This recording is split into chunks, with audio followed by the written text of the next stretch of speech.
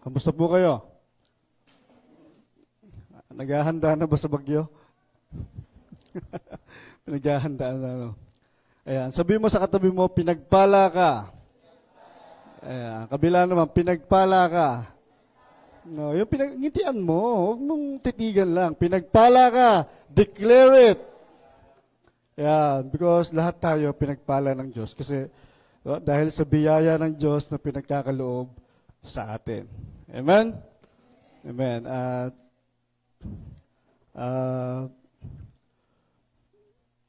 Nakakalungkot isipin yung kapatid natin o kamag-anak natin na nandun sa lugar na yon. Parang kung nandun tayo sa sitwasyon pa. Pero salamat sa Panginoon. No? May sinasabi ang Diyos through that situation ng buhay ng isang tao. Mas lalo natin napapatunayan na wala talaga tayong magagawa. Pagka niloob ng Diyos na mangyari isang bagay, wala tayong magagawa. Hindi natin control yung mga bagay na. Especially when it comes to mga panahon, hindi natin kayang kontrolin yun eh. Diba? Sino na-control ng lindol? Wala. Sino na-control ng putok ng bulkan? Wala. Sino na-control ng ulan? Wala. It is God itself. May kaya ng bagay na yan. Amen? Kaya dapat mas lalo natin kilalahanin, Lord, more of you sa buhay nito. Mas lalo kitang makilala para maging maayos yung takbo ng buhay ko. Hindi kung saan-saan tayo napupunta. Amen? Okay. Patungkol po tayo sa paglilingkod pa rin sa ating Panginoon, purihin ng Diyos. Ang pag-uusapan po natin is about wala. Yun. Ayan, binasa natin kanina. Sabi diyan, therefore, as God's chosen people, holy and dearly loved, clothe yourselves with compassion, kindness, humility, gentleness, and patience. Bear with each other, forgive one another.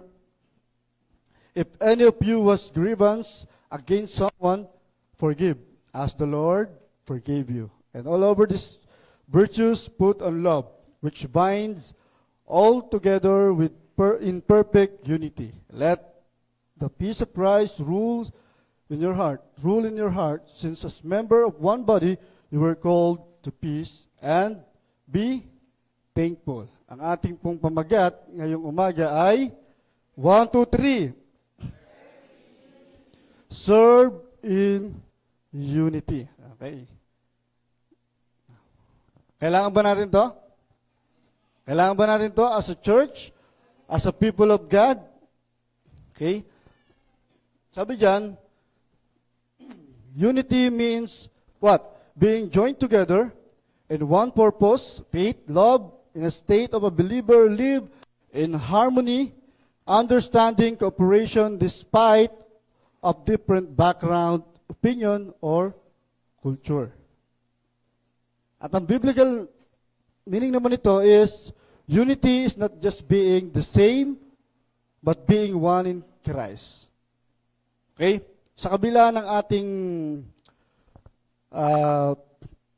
pagiging iba-iba, hindi mo tayo pare-parehas, dama? May mabait, may medyo mabait, may sobrang bait. Hindi tayo pare-parehas. Tama? Especially when it comes to temper, hindi tayo pare-parehas. Merong pasensyoso, merong medyo pasensyoso, at meron namang sobrang pasensyoso. Hindi tayo magkakaparehas. Okay? Lalo na sa mga pananaw natin sa buhay. Minsan may pagkakaiba-iba talaga tayo. Amen? Kung ba't importante ito unity, ibig sabihin kasi nito, ito yung pagiging isa natin sa Espiritu. Okay? Sa madaling sabi, example natin, 1, 2, 3, 4, 5, 6, 7, 8, 9, 10.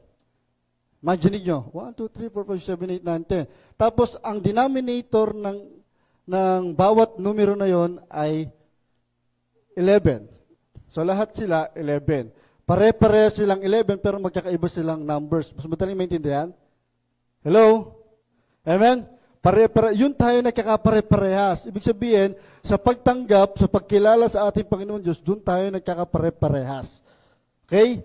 Tinatawag na one spirit, one purpose, one love. Okay ba yan? At bakit ito mahalaga? Bakit nga ba mahalaga ito?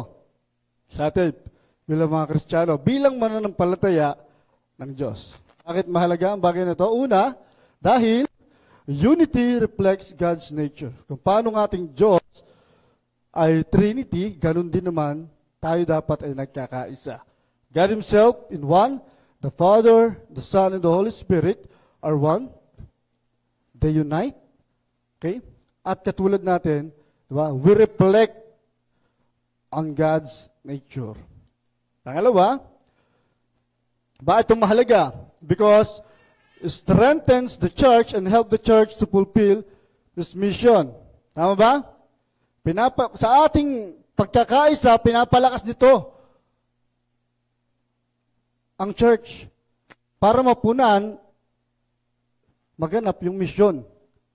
Tama ba? Andiyan pa ba kayo? Parang nag-eheli na kayo. Okay?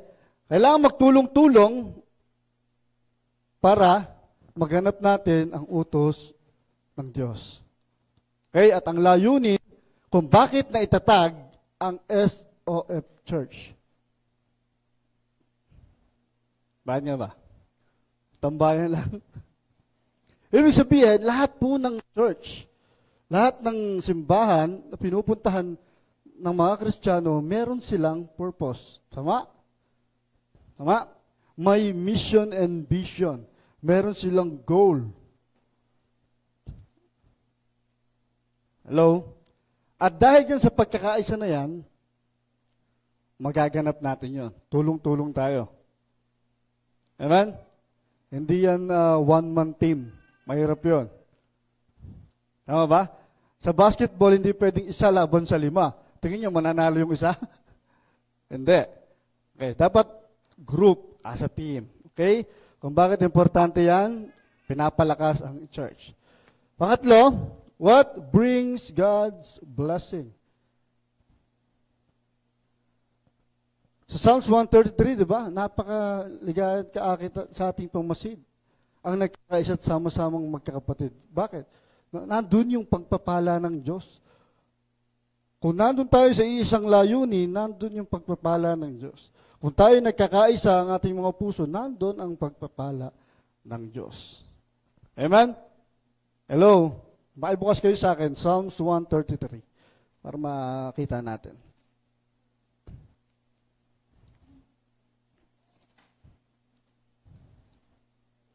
Yan. May Bible. Ayun. Salamat po sa dalawa. Dalawa ba yun? Isa. Ayun. Meron pa. Ang dami nang may Bible.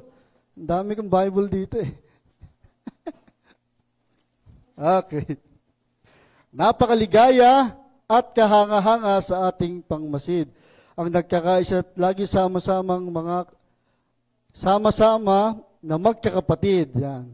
Sa taon tayo sa 3. Katulad din ito'y hamog sa umaga sa bundok ng Hermon, hamog na dumidilig sa dakong maburol. Sa lugar na ito, nangako si Yahweh ang pangako ng buhay na mananatili.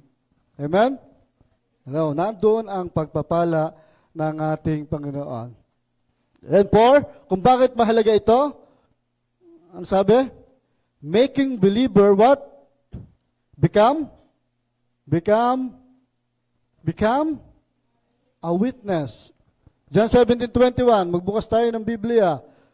John 17:21.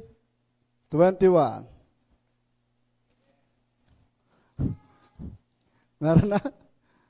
May nagbubukas ba ng Biblia? Ayun.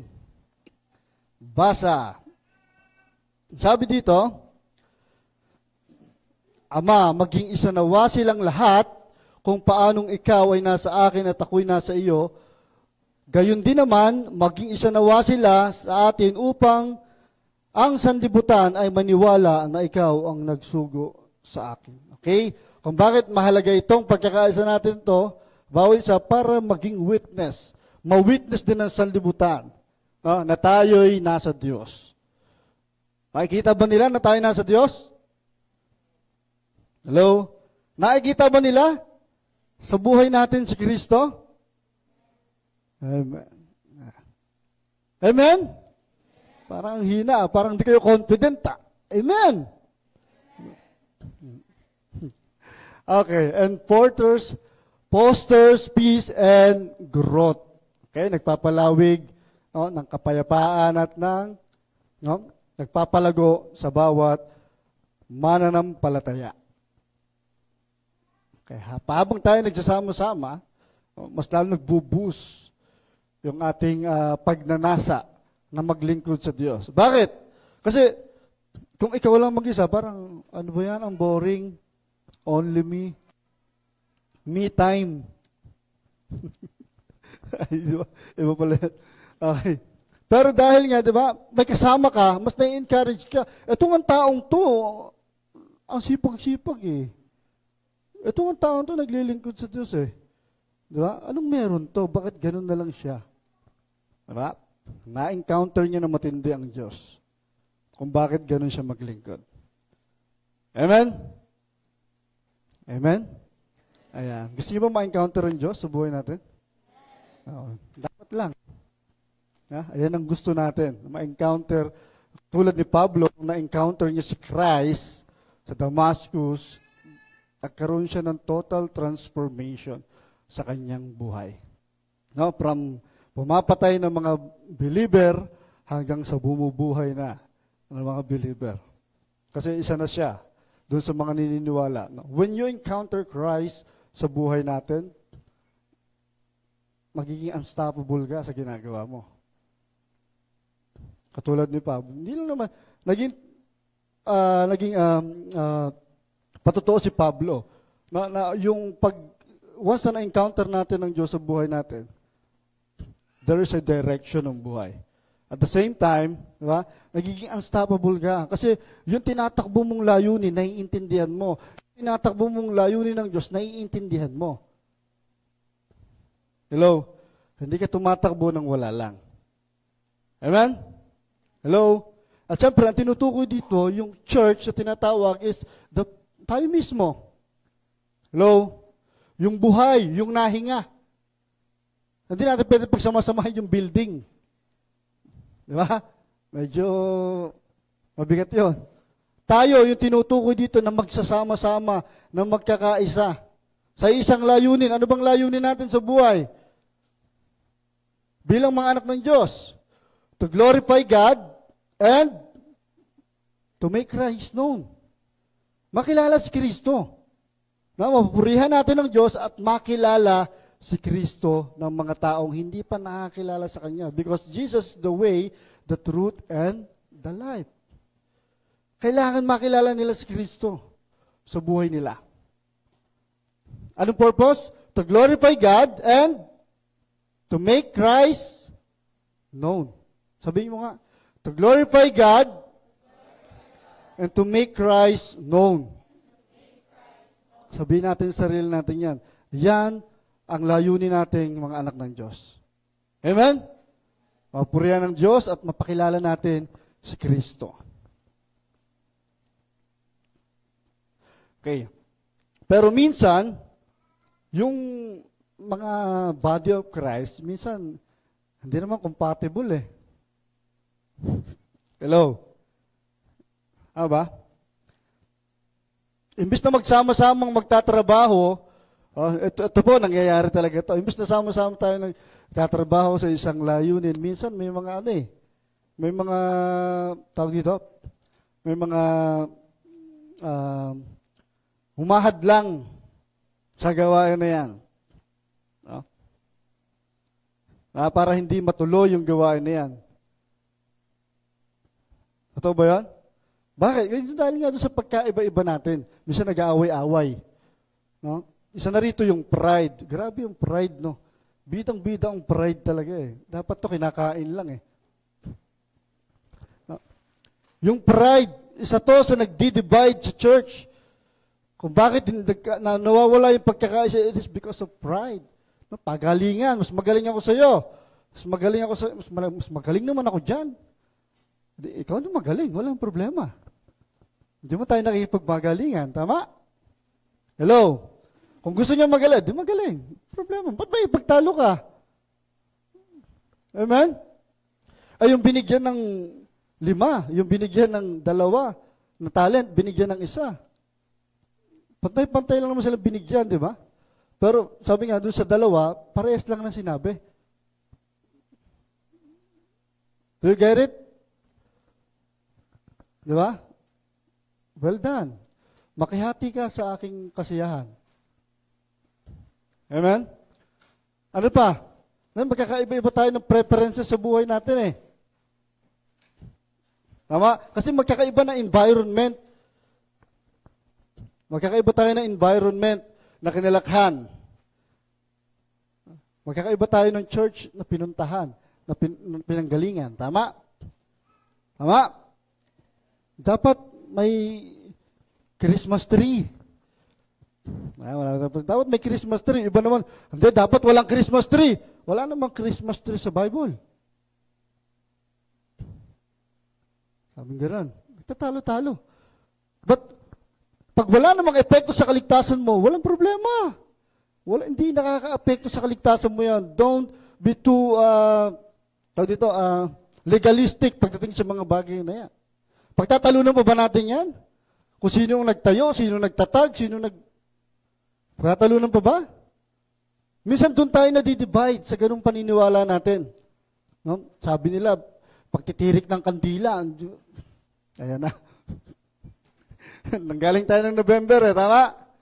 Hello? No? Tapos may kinakausap pa yung mga patay, kinakausap.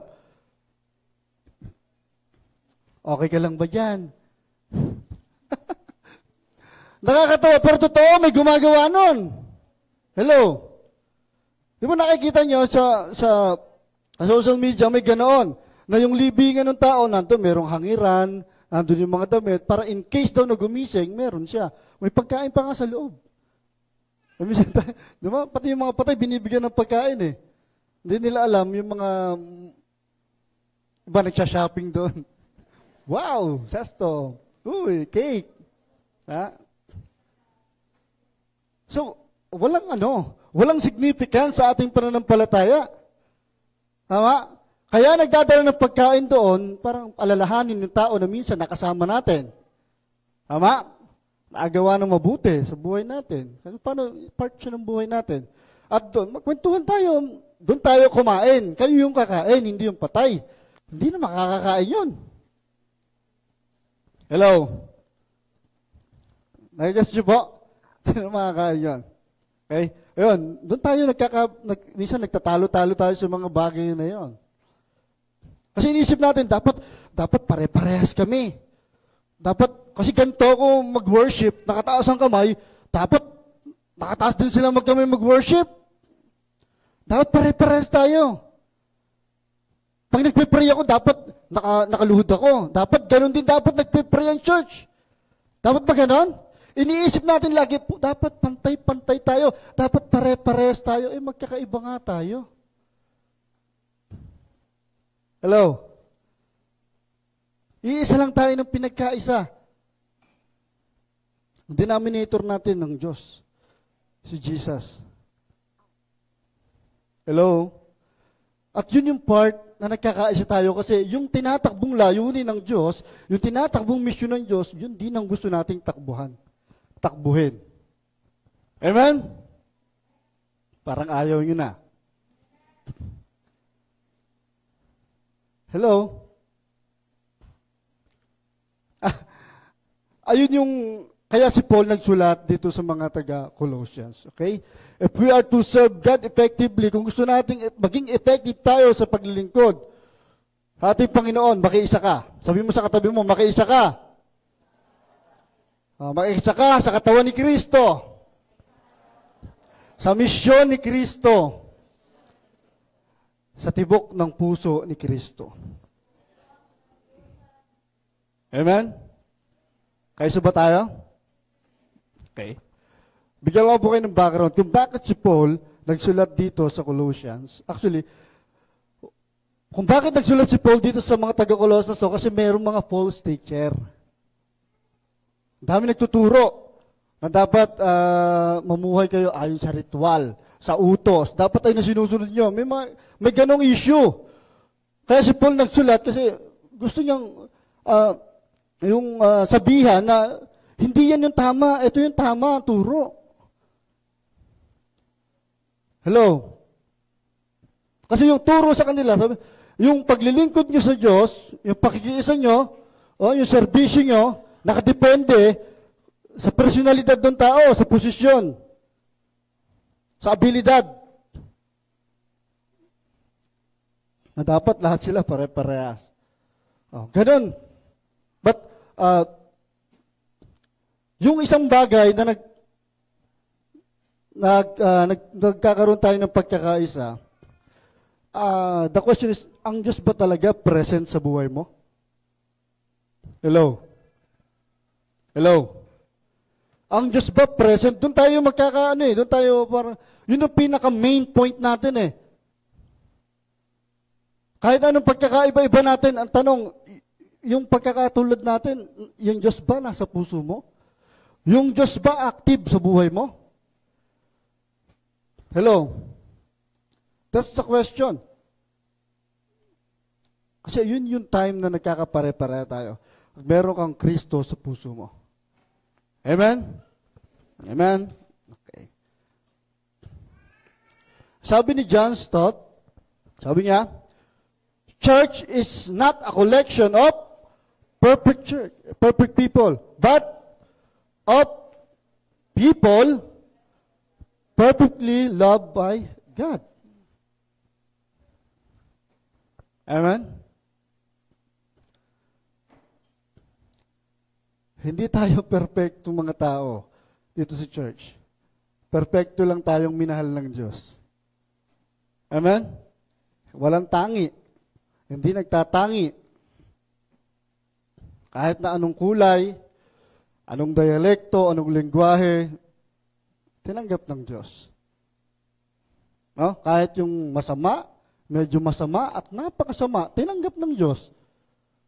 Amen? Sino magtataas dito ng kamay na siya'y malinis? Ipapako natin dito. Hello? Sinong hindi nagkasala? Taas ang kamay. Papako natin. Amen? Wala. Si Jesus lang yung karapat-dapat. Amen? Palakpakan natin ng Diyos.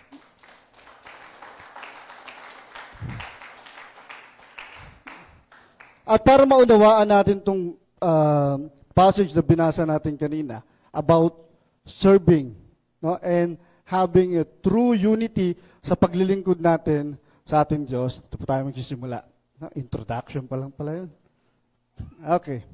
3 pillars of serving in unity. Una, our identity. Sabi mo, our identity. Kung sino ka sa Panginoong Diyos, kung sino ka kay Kristo, kung anong kalalagayan mo sa ating Panginoon. Okay? Pangalawa, our responsibility. Yeah, pagka-responsibilidad, ayaw nyo na Okay? What we are called to do. Napaka-importante yan. No? Sa pakikipag-isa. Okay? And pangatlo, our community. In our community, how we live together as one body, united in service. Amen? Handa na ba kayo? Sabi mo sa katabi mo, handa ka na ba? Chill ka lang dyan. Huwag mo kulitin. Okay? Makikinig ako. Okay, pag-usapan natin. Una, our identity. Sabi ng Panginoon, therefore, as God-chosen people, holy and dearly loved. Nakita niyo yung katatayuan natin sa Panginoon. Amen? Bago sinabi ni Paul na maglingkod ka, na magpatawad ka, no, niremind niya tayo sa kaisipang ito. Ano? That we are What? Uy, wala. Chosen people, holy and dearly loved. Okay. Our identity determines our behavior. Naniniwala ba kayo doon? Hello? In other words, our action, yung kilos natin, yung ginagawa natin, ay depende sa pagkakilala mo sa sarili mo. Depende sa katatayuan mo sa Diyos. Hello? Hello? Naintindihan ba natin? Ano ba yun? Okay, example. Our identity is Christian. Christian. Christian ka ba? Hello? Christian ka ba? Okay. Then our behavior is ganito. Ano bang behavior ng Christian? Nagpapatawad kahit sobrang sakit. Hello? Hello? Bakit? Dahil anak ako ng Diyos eh. Kaya nagpapatawad ako kahit... Nagigets niyo yung punto? Nakadepende yung action mo base dun sa kung sino ka. Hello? Tama ba? Hello? Nakadepende yung action mo kung sino ka, especially sa katatayuan mo sa Diyos. Nagigets niyo po? O kailangan pa natin ng isa pang example. Hello? Amen? Bakit? Naglilingkod tayo, hindi para tanggapin tayo ng Diyos. Tama? Naglilingkod tayo dahil tinanggap na tayo ng Diyos. Ulitin ko. Naglilingkod tayo hindi para tanggapin tayo ng Diyos. Naglilingkod tayo dahil tinanggap na tayo ng Diyos. Amen? Amen? Pag nakalimutan natin itong identity natin na ito, pag hindi mo alam yung identity mo na yan, maglilingkod ka, magsisik ka lang ng kung approval ng tao. Kasi mali yung motibo mo eh, mali yung perspective mo about serving eh. Hello? Pag hindi mo kilala yung sarili mo sa harapan ng Diyos, kung sino ka sa Diyos, maglilingkod ka, magsisik ka ng kung ano-ano, maghahanap ka, dapat ano ako. Hindi nyo ba nakikita? Nagmamap ako? Hindi nyo ba nakikita? Naguhugas ako? Hindi nyo ba nakikita? Nagtuturo ako ng bata? Nagsisik ka ng approval. Hello? Pero alam mo, kung kanino ka naglilingkod, hindi ka nagsisik ng approval. Ginagawa ko to para sa Diyos eh. Hello? Hello? Amen? That's your part.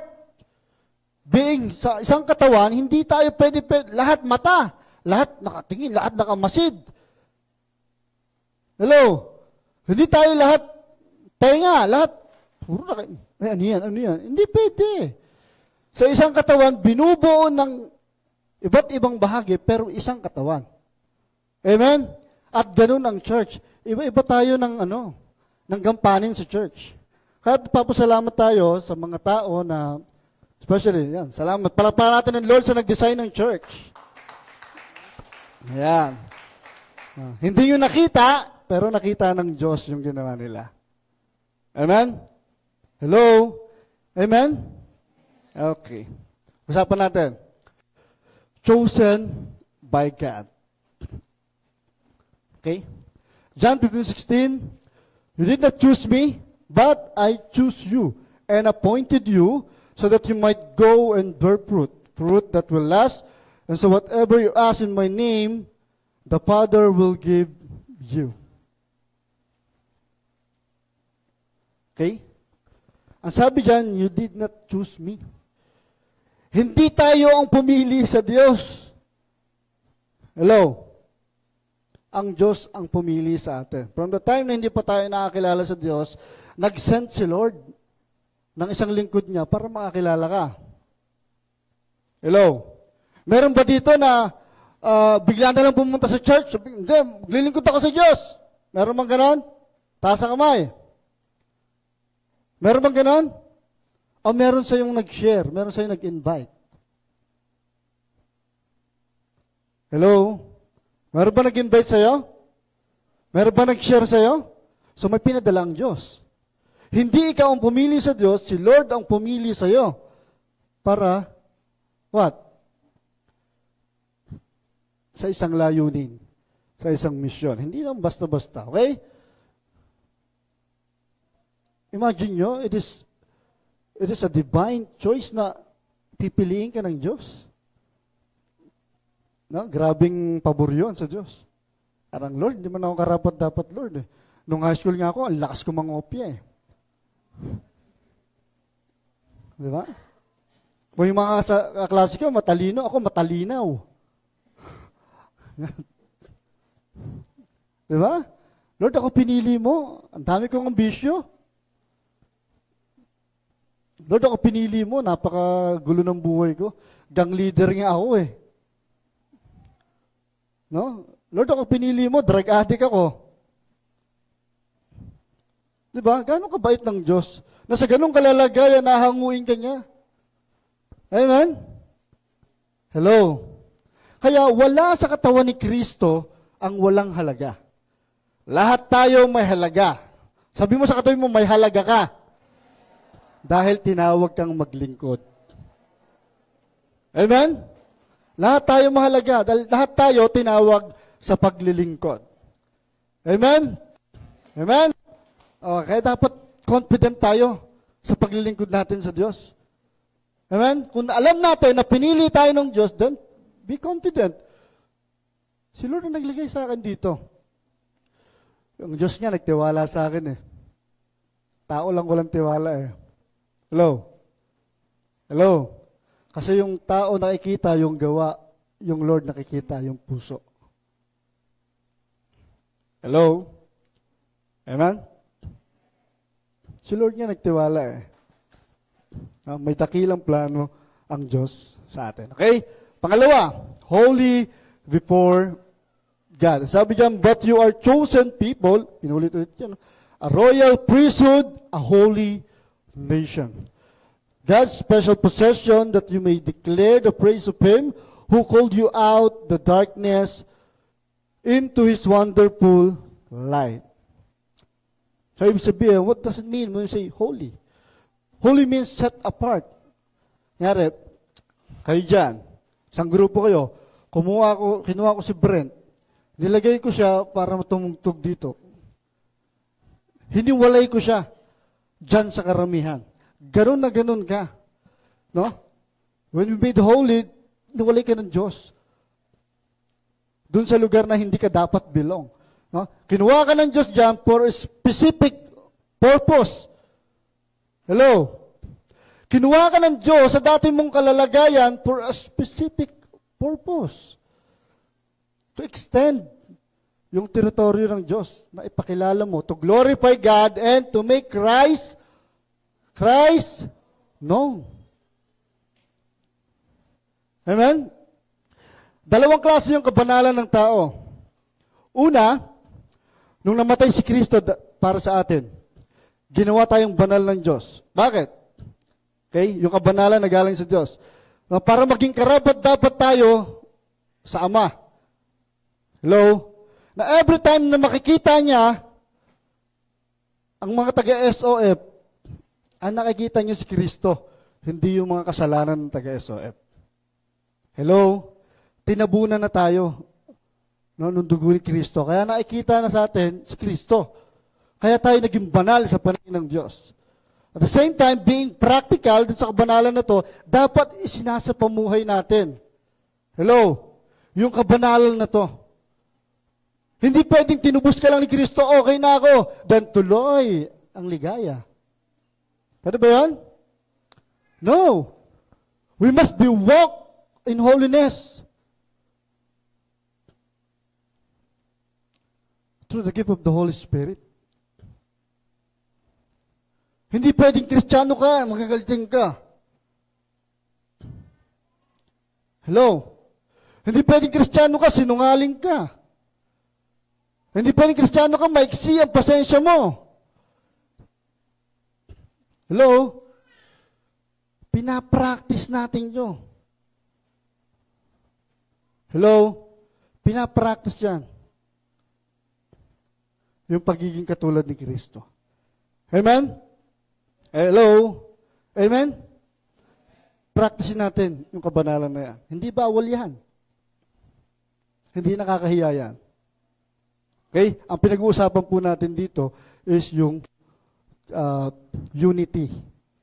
Okay? At makikilala natin, pinabanal ako ng Diyos eh. Ginawa akong banal ng Diyos. Kailangan maglingkod ako ng naayon sa kalalagayan ko sa harap ng Diyos. Amen? Hindi pwedeng banal na aso, santong kabayo. Hindi pwede yan. Marami kasi nagsasabi ng ganyan, banal na aso yan. Bakit? Kasi nakakalungkot man, pero ayun ang sinasabi nila. Gawa ng, may mga Kristiyano pa rin na parang bago ulit sa kasalanan, parang nagsimula ulit sa patikim-tikim, puro ganun. Hanggat sa, ayan na, lumalim na ng gusto. Okay. Next, we are dearly loved by God. We love because He first loved us. Hello? Do you believe in that? Kaya tayo umiibig dahil minibig tayo ng Diyos. Amen? So yung nagmo-motivate sa atin na maglingkod ng may pag-ibig, na magpatawad sa tao, dahil minahal tayo ng Diyos. Amen? Hello? Amen? At bilang mga minahal ng Diyos, dapat nagmamahal din tayo. Hello? Hindi yung mahal na puro bibig. Yung mahal, yung pagmamahal na may kalakip na gawa. Hello? Amen? Hello? Hayaan nyo yung pag-ibig natin sa Diyos, yung pag-ibig ng Diyos, yung magpakilos sa atin para maglingkod. Hindi parang, kasi when we see, yung isang bagay na ginagawa mo sa Diyos, na hindi naman ukol sa pag-ibig, o hindi galing sa out of love, mangyayari obligasyon eh. Magiging obligasyon. Obligasyon na yung pagpunta ng Sunday. Obligasyon na yan kasi member ako ng SOF Church. Kaya obligado ako na magsimba. Di ba? Eh pagka gano'n ang mindset na obligasyon kung pumunta, obligasyon. Alam, pag obligasyon, mabigat. Hello? Di ba? Pasan-pasan lagi eh. Kasi obligado ka. Parang wala kang magawa. But pinapatakbo ka ng pag-ibig dahil minahal ka ng Diyos, may enjoy mo yan. Excited ka pag Sunday. Excited ka mag-praise and worship. Excited ka makinig ng message. Excited ka na magsimba. Hindi obligasyon. At hindi ritual ang ginagawa mo. Amen? Ito is pagsamba sa buhay ng Diyos. Amen? Serve out of love. Hindi ng obligasyon. Uy, nasa one pa lang ako ha. Okay? Unity starts with identity. Diyan nagsisimula yan. Kung paano nakikilala sa sarili mo. When every believer sees themselves as a chosen, holy, and loved. Kaya may iwasan natin yung kompetisyon sa church. Napagalingan. Ako dapat mas magaling. No, sa dami nating mga musician, meron papagalingan pa ba? Dapat laging lalabas sa atin, hindi competition, dapat cooperation. Hello? No, kung ako nag-design ng church na mas maganda. Na wala ka naman. No, at sana mas lalong napaganda. Hello?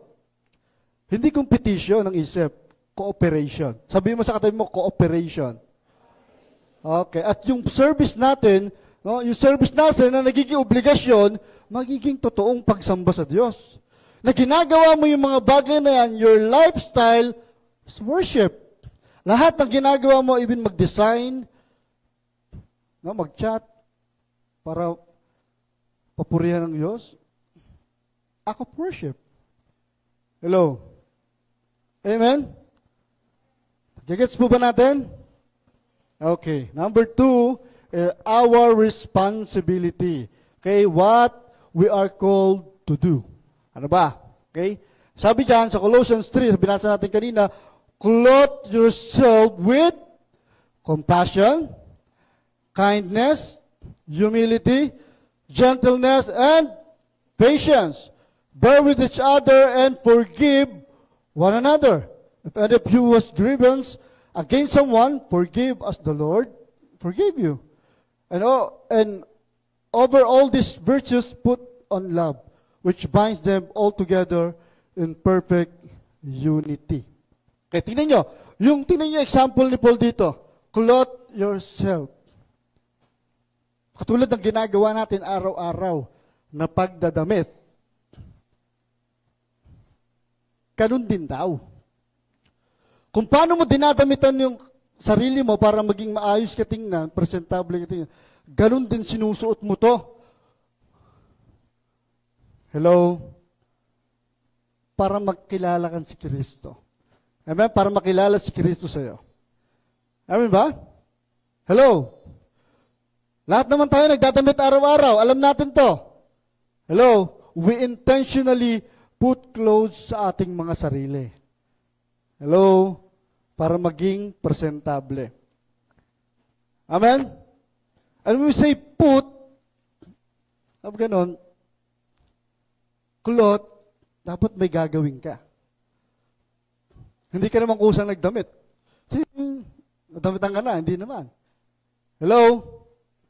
Isinusuot mo yan. May ginagawa ka para mapunta sa katawan mo yan. Hello? Tama? Laging may effort pagdating sa ganyan. Kailangan, tinatrabaho mo yan. We live in an intentional world. Dapat intentional lagi ang pagmimisyon natin. Amen? Hello? Mahirap kasi mag-serve. No? Mahirap makiisa sa mga tao kung hindi ka nagiging intentional na makibahagi din sa kanila. No? Na hindi ka naging intentional na piliin mo yung bawat araw na magsuot ng mga karakter ni Kristo. Amen? Una, put what? Christ likeness. Ayan naman ang goal natin. Diba? Pero intentional. Dapat sinusuot mo. No? Sinusuot mo yung yung compassion. Sinusuot mo yan.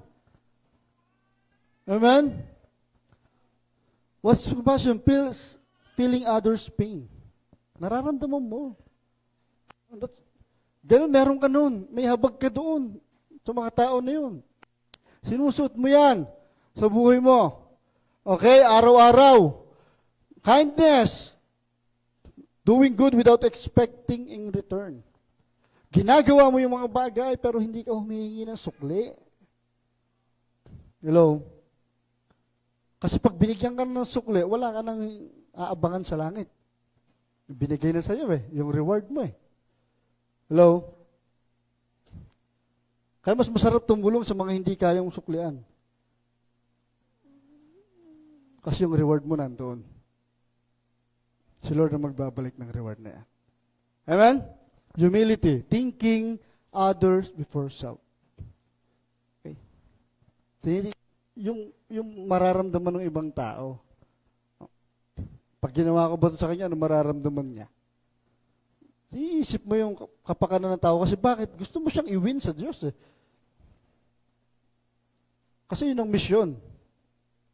To win soul and make disciple. Okay? Lagi natin sinasabi dito, hindi kailangan ikaw ang laging tama. Okay? Kapag ikaw nga ang tama, lumayo naman sa Panginoon, mahirap yun Okay? Tahimik ka na lang, mawin mo yung puso niya. Okay na yun. Diba? And let the Lord trumabaho sa puso ng tao na yan. Amen? Gentleness and patience.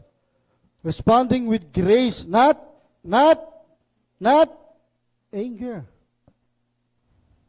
Yung response, laging may biyaya, laging may grace, laging may awa, laging ganun. Laging may habag. Hindi yung pagka nag-gano'n, laging nakasinghal.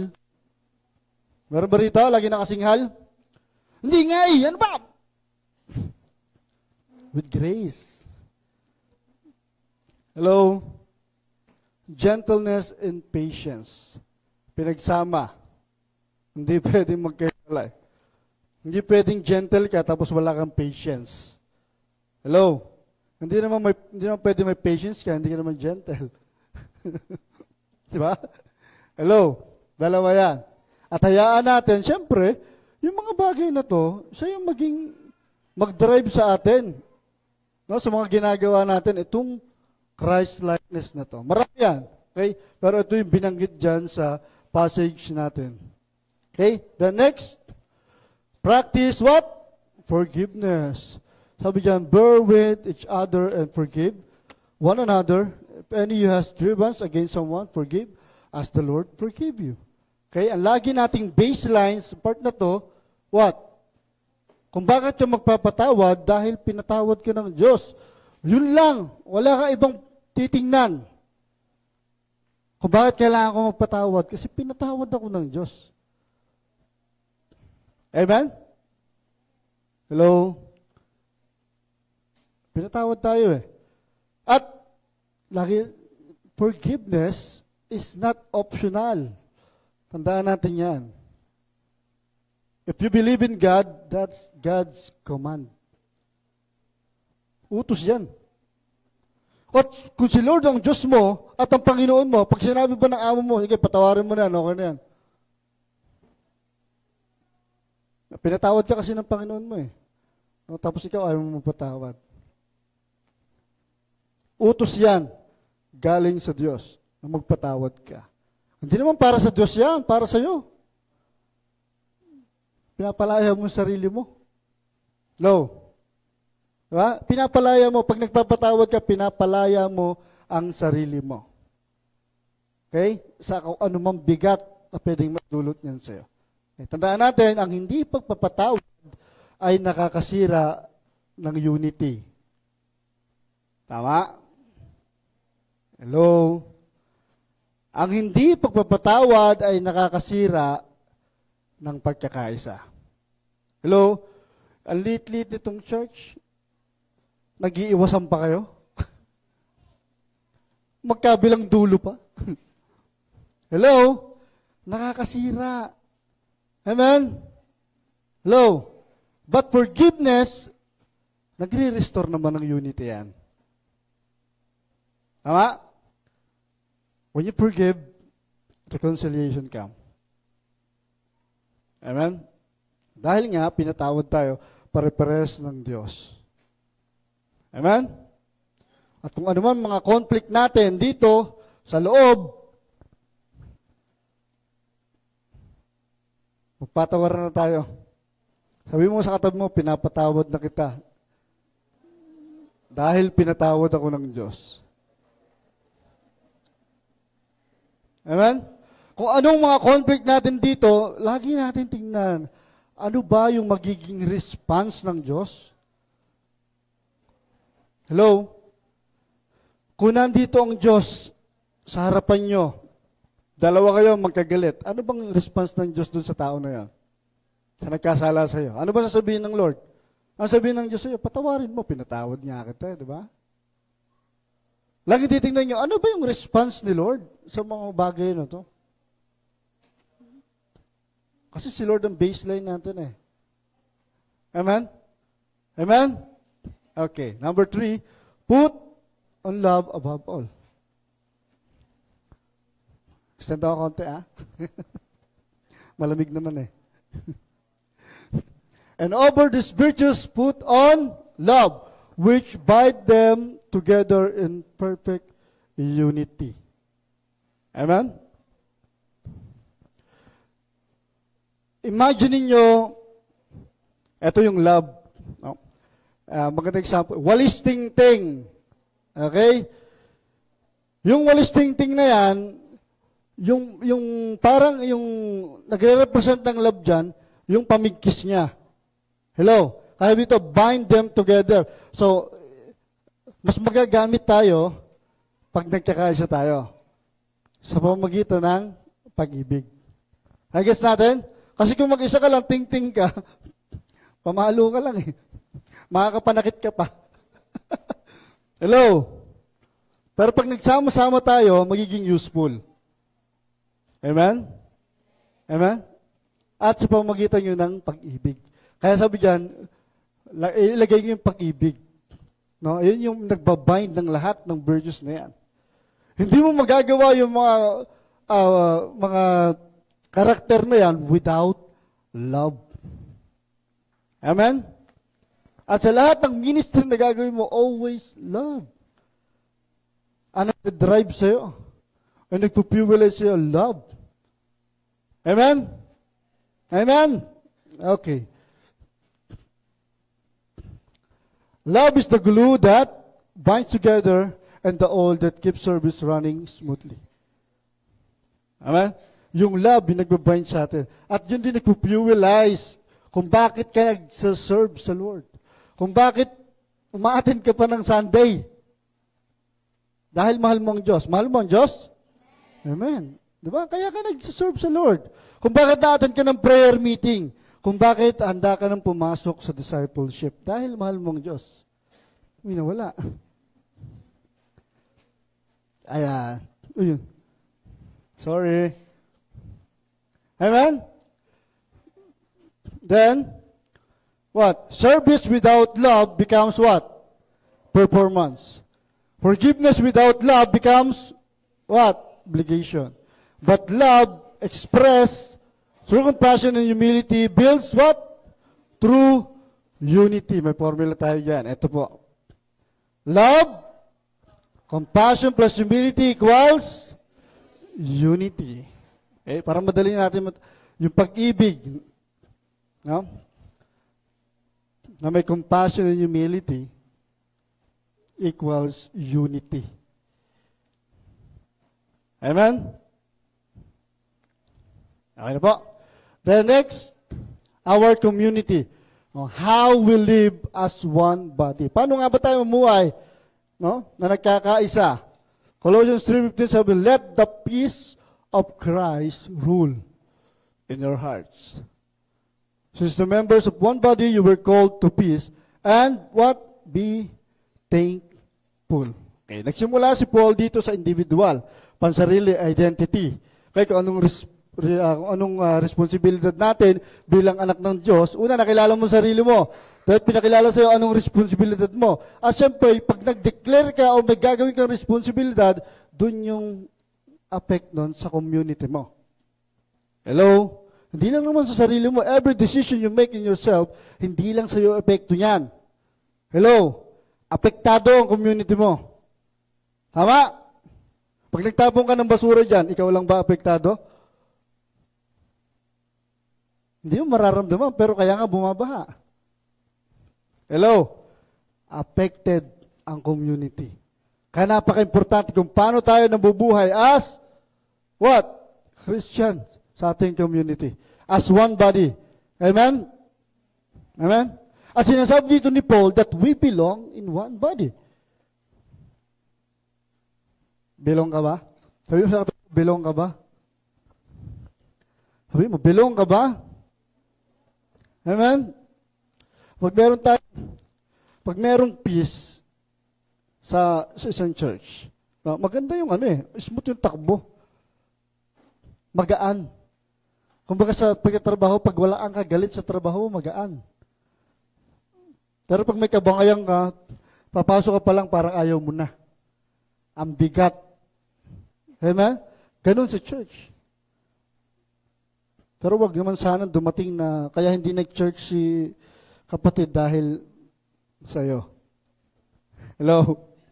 Wag naman. Amen? Let Christ's peace rule. Philippians 4:7, and the peace of God, which transcends all understanding, will guard your heart and your mind in Christ Jesus. Sabi ganoon, yung kapayapaan ng Diyos na hindi na nalalaman, hindi na arok ng mga tao. Hindi na unawaan ng mga tao. Ito mag-guide sa heart natin at sa mind natin sa pakikipag-isa natin kay Kristo. Minsan, misinterpret natin yung when we say peace. Okay? Handaan natin, peace is not the absence of mga dilubyo sa buhay. Hello? Hindi yun yung peace. Hindi katulad ng binibigay ng mundo. Pag sinabi ng peace, kapayapaan, katulad ng pagka Christmas, di ba? Sa mga gera. Peace muna tayo, Christmas. Wala mo ng patayan, wala mo ng barilan. Ganun ba yung peace? Then after that Christmas, tapos na yung Christmas eh. Hello? Hindi yung ganoon. Okay? It's just the absence of mga tragedy in our life. But peace, yung binibigay ng Diyos, hindi natin maunawaan yung Lord, ano ba itong peace na binibigay mo sa akin? Ito yung peace na satisfy ka. Ito yung peace na kahit ano yung dumating na sa buhay mo, panatag ka. Na masarap pa rin ang tulog mo. Hello?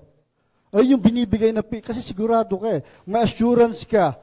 No, na kahit na tayo bahayin dito, mawala ako kinabukasan, kuhain ako ng Diyos, panatag ako. Bakit? Naniniwala ako that God is control. Amen? Kung kuhain niya yung buhay ko, wala man ako magagawa. Panatag na ako. Ba't kailangan ko matakot sa kamatayan? Kung sa Lord naman na makikita ko. Hello? Parang yung great spirit ng tao mawala sa mundo. Bakit? Siyempre, hindi ko na makakasama yung maganda kong misis, mabait kong mga anak. But, ayan ba talaga ang pinaka dahilan kung bakit nabubuhay ka? Hello? Ayan ba? Diba? Pag dumating tayo sa time na yun, mas gugustuhin natin na makita yung Diyos na lumikha sa'yo. Gugustuhin mo ba rito sa mundo? Dito puro utang, puro sakit, puro hirap. Diba? At dumating time na yun, Lord, thank you. No? But at least, we are prepared. Sabi, yung kapayapaan ng Diyos, no, na binibigay sa atin, na hindi nauunawaan ng mundo, na kahit na nagkakagul na sila, still, Lord, it is you. Amen? Ikaw lang sapat na. Amen? Pag may krisis sa puso, Lord, ikaw lang, okay na ako. Hayaan natin si Lord yung final decision ng buhay natin. Hindi yung ikaw nagde-decide. Si Lord yung mag-decide. Lord, saan ba ako? Lord, saan mo ako dadalhin? Go. Sabi naman ng Diyos yun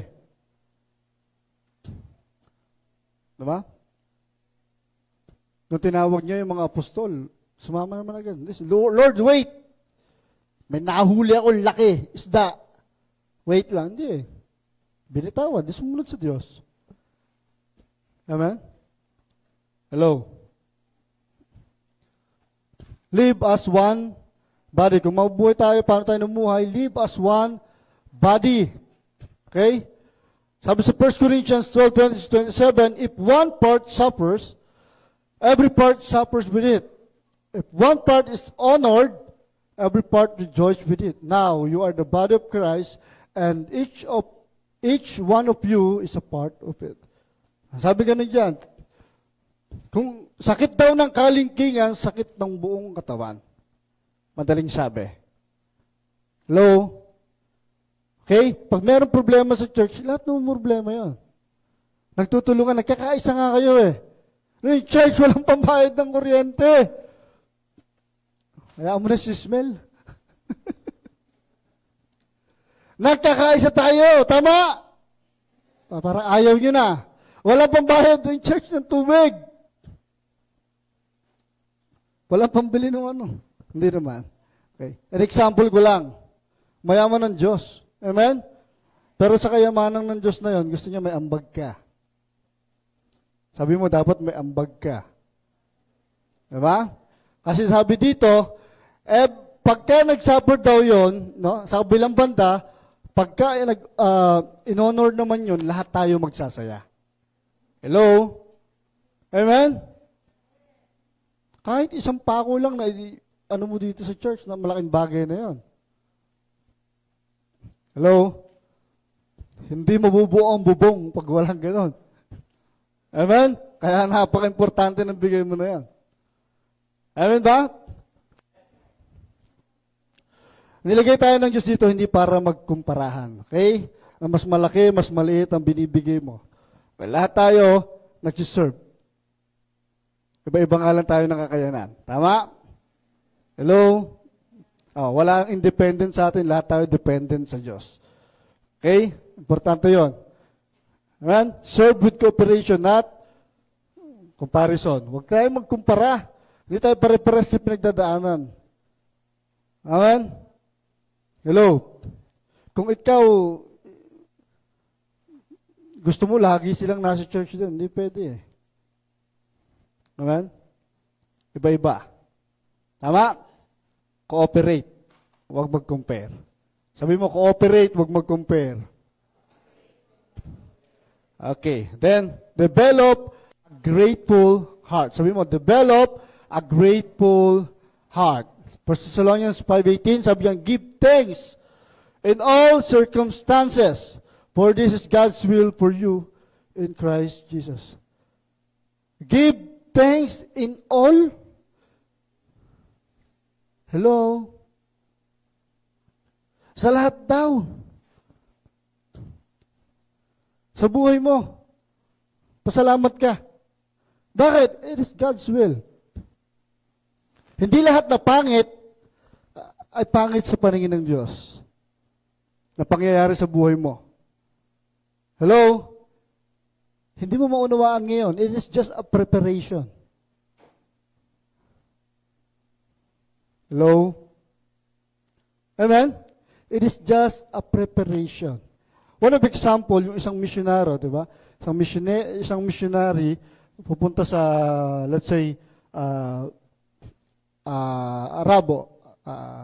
UAE. Ayan. Nasa Pilipinas siya. Then habang naglalakad siya, papunta doon, sa barkong sasakyan niya, nadulas siya. Ganda pupunta, magmi-mission sila. May ano doon, may retreat, may seminar, ay magmi-mission, magpapakain sila. Nadulas siya, nabagok ang ulo niya, na-hospital siya, hindi siya nakasama. Do you think it's bad? At nabalitaan niya na yung barkong dapat sasakyan niya, lumubog. Hindi ba yun maganda sa'yo? Sa tingin natin, pangit minsan, nangyari. But it's God's plan for us para iligtas tayo sa kapahamakan. Amen? Tinitingnan lang natin sa paningin natin, minsan, pangit ang nangyari sa akin eh. Ganito nga ako. Tingin mo ba kung hindi ka napunta sa buhay mo dati, tingin mo, nasa Panginoon ka ngayon? It is just your preparation, your turning point in our life. Turning point sa buhay mo. Para mas lalo mong mahalin at kilalanin ang Diyos sa buhay mo. Amen? Napaka-importante yan. Laging magpasalamat sa Diyos. Kahit na wala. Thank you, Lord. Na-experience ko rin mag-fasting. Amen? It is, depende yan sa response mo sa bawat sitwasyon.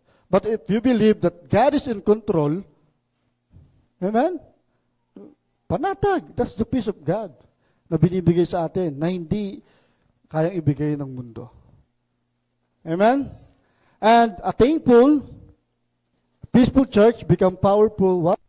Witness of God's grace in the world. How we live?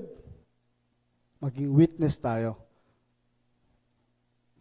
ng Diyos dahil sa pagkakaisa.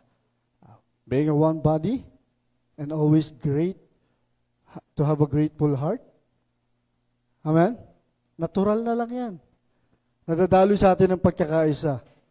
Okay? Pagkaayon sa kalooban ng Diyos yung ginagawa natin. Amen? Okay, malapit na po ako. Sorry. Serving in unity, what? Identity, responsibility, and community. We are chosen, holy and loved by God. Responsibility, we are called. We are called to put Christ-like characters and love. And sa community, we are one body ruled by what? Peace and gratitude. Napaka-importante niyan. Okay? Na nakikita ng mga tao na may kapayapaan ka. Testimony mo yan. Kasi kung nakikita ng tao na magulo ka rin, wala din. Pero kung payapa ka, kitiwala ka sa Diyos mo. Amen? And unity in the church is not the result of similarity in gifts, but what? A surrender to the same Lord. Amen? Hindi ito sa pagkakapare-pares natin, kundi tayo pare-pares na sumurrender. Isinuko natin yung buhay natin sa ating Diyos na buhay. Amen?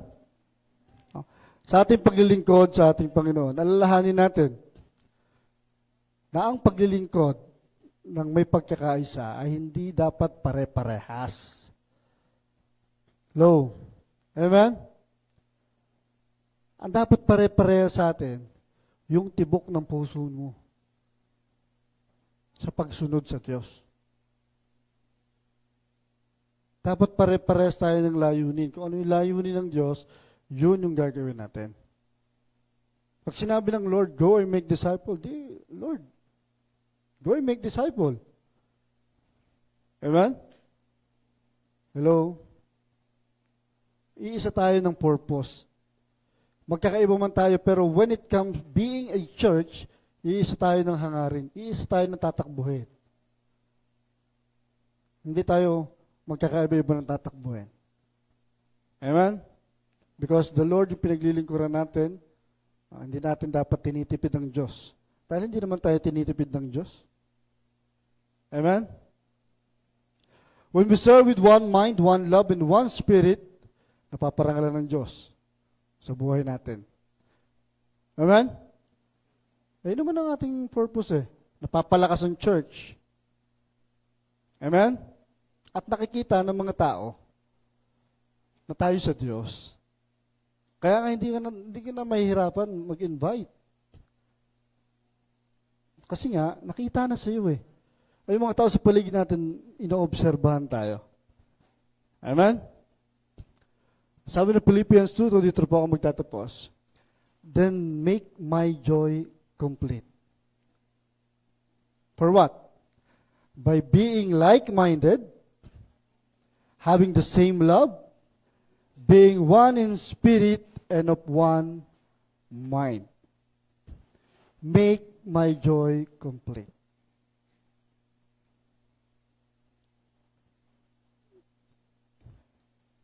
Parangalan natin ng Diyos sa buhay natin. Pasahihin natin ng Diyos sa buhay natin. Maiksi lang to. Huwag nang magpa-tumpik-tumpik. Okay? Hindi natin alam yung oras na yon. Kaya habang may pagkakataon, grab the chance na paglingkuran mo ang Diyos sa buhay mo. Hindi ka lugi pagdating sa Diyos. Galing sa Diyos lahat yang nasa iyo.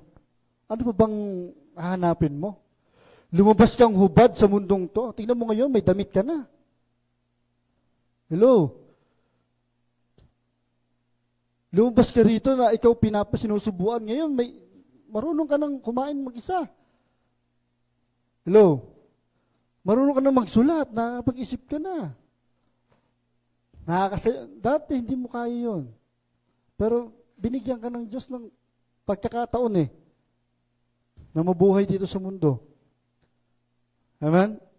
To glorify God and make Christ known sa bawat mananampalataya. Amen? And church, let us live in unity and in love sa ating paglilingkod sa Diyos. Ayun yung magpatakbo ng buhay natin. Yung mga bagay na yan. Amen? Nalalaman natin hindi sayang yung pagpapagal natin sa Panginoon. Walang sayang sa pagpapagal sa Panginoon. Ikaw na lang ang kulang. Amen? Palakpakan natin ang Panginoon. Tayo po lahat ay tumayo at manalangin.